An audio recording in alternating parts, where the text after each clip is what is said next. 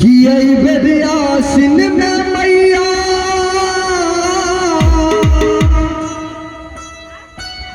है बई कि नहीं है बई।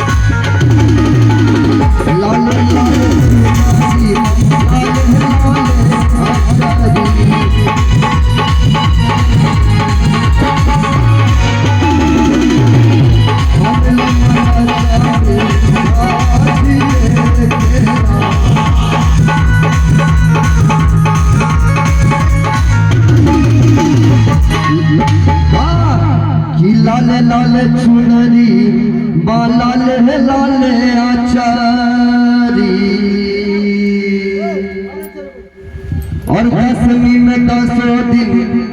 महसाज देखेला कि राजपूत अभिषेक के विनती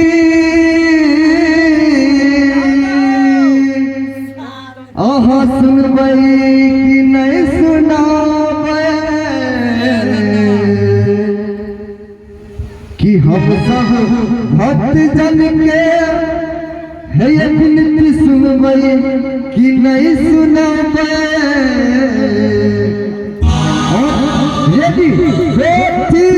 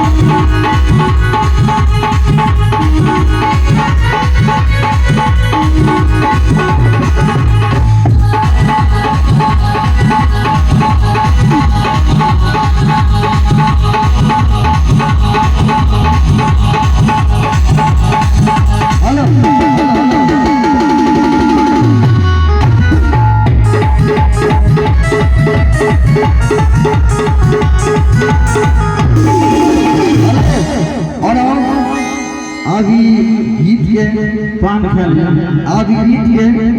लास्ट माहौल ये तेलक सब भक्तजन से आग्रह है जब से सब मैया रानी के नाम पर जोरदार ताली बजे प्रेम से बोल दे मां दुर्गे सरी मैया की समझ में आया ये मैया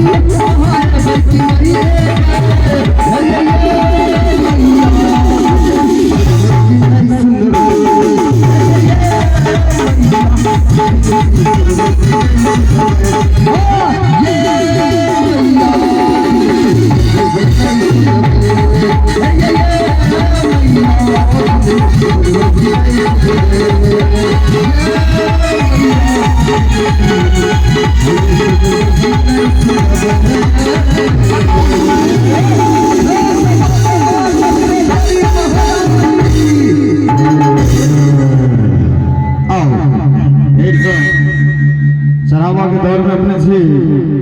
पूजा कमेटी की तरफ से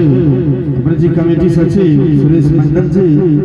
101 रुपया से चढ़ावा दिल के कमेटी के सचिव जी अपने सुरेश मंडल जी 101 रुपया से चढ़ावा दिल के मैया के दरबार में संगे अपने जी बबलू कुमार यादव सहरसा 21 रुपया से मैया के दरबार में अपना सबके आशीर्वादों को 21 रुपया से अपने के बहुत बहुत धन्यवाद।